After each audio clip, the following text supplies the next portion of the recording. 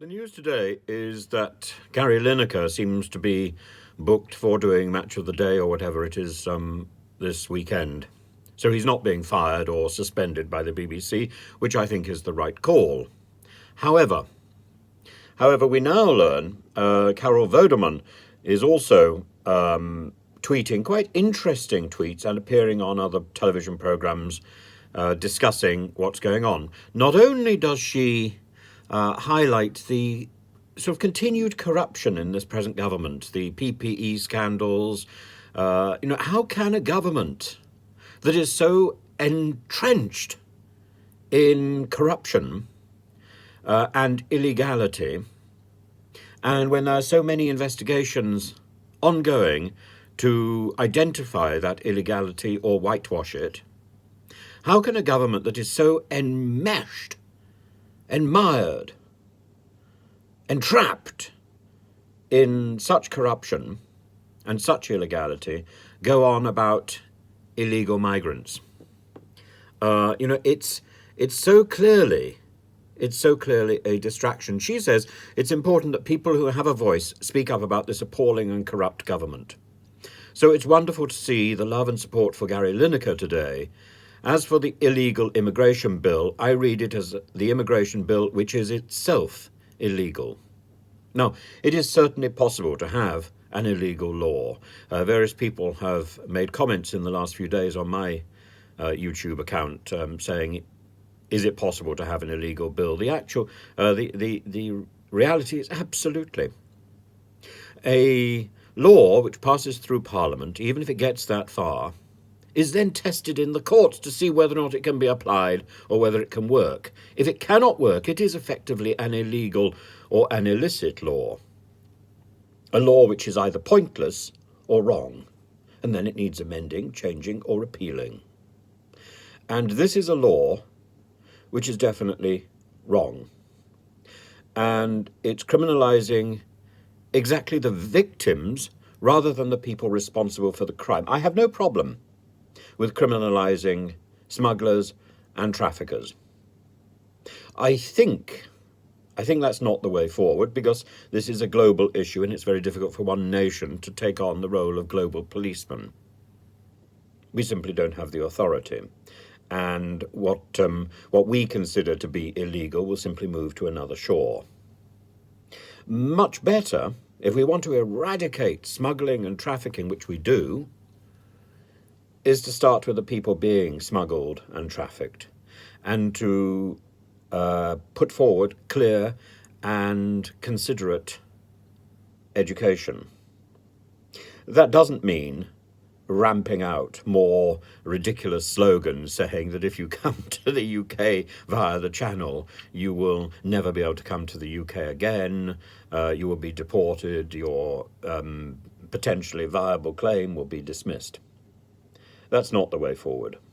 The way forward is to make it clear that there is a voice beyond the traffickers and beyond the smugglers. Now, in 2001, that voice was definitely not getting out, because I knew people who had been on that route. I knew people very well who'd been on that route, and they had nobody else to turn to. And the only people who could reach them were the smugglers and the traffickers. And that all came at a price. I know some of the prices. And that situation has not changed.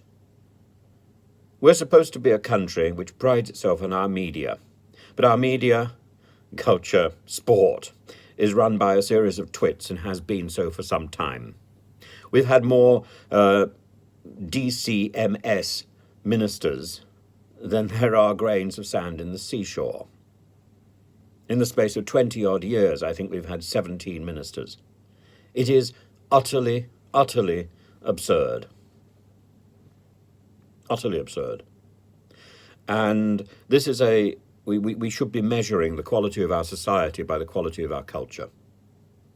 Instead, we're holding up to the rest of the world a laughingstock. Nadine Dorries, Matt Hancock, Sajid Javid, Hunt. Now, what's her name? Lucy Fraser. and Michelle Donnellan, all of them inadequate. All of them utterly, utterly inadequate, and none of them answer letters. And all of them use the media, culture and sport office as a stepping stone to somewhere else they were not interested. And yet that ministry lies at the heart of what we can do. We can get the message across. And in the past, when we wanted to get a message across, we used the media. This is why this is why that that great radio program, great wireless program that was set up to get across the message of the importance of farming. This is why it was there. This is why it was there. The Archers. We can use radio, we can use television, we can use our great expertise with media to get across the message that there is another route, that the traffickers and the smugglers are not the only people to turn to. But if there is no safe and legal route, if they too are closed down by this mad and obsessive government, what message can we get out there? What message can we give to these people who are desperate? I don't know what I don't know what the present government is playing at, because the safe and legal routes from Afghanistan haven't worked, from Ukraine haven't worked.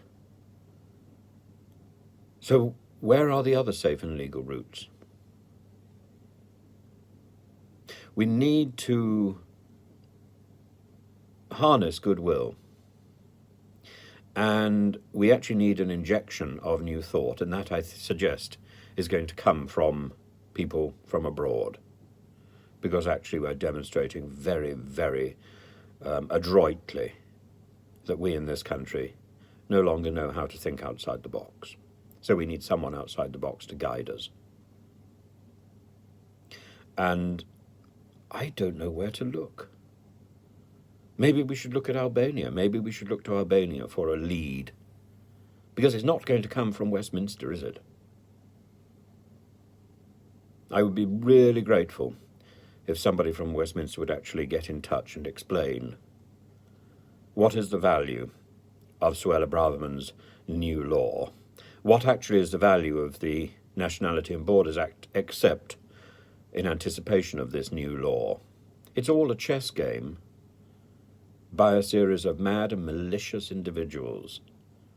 The only purpose I can see in this is malice and distraction. There is nothing solid and of value for us in this. You can say, oh, well, it's going to stop us spending £6 million a day. No, it's not. We've still got that while the Home Office doesn't do its job. We've still got that price every single day, paying for hotels or paying for tents in the garden, looking after people who are waiting on a decision. No, we have to change the tune. We have to give those people the opportunity of working and paying tax. We have to just simply accept them into our system. And if they stay on the system on a long-term basis, that's called asylum. If they stay on a short-term basis, that's called waiting for asylum. Either way, they should be able to work and take the pressure off our finances, off our government. It's the only way forward. And meanwhile, Gary Lineker, Cara Vorderman, great.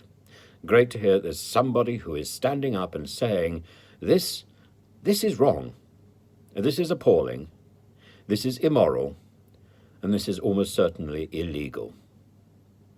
It's certainly illegal in terms of international law, but I think when it is tested in a British court, a British judge will throw it out. It will be proven to be illegal and mad and foolish and wrong.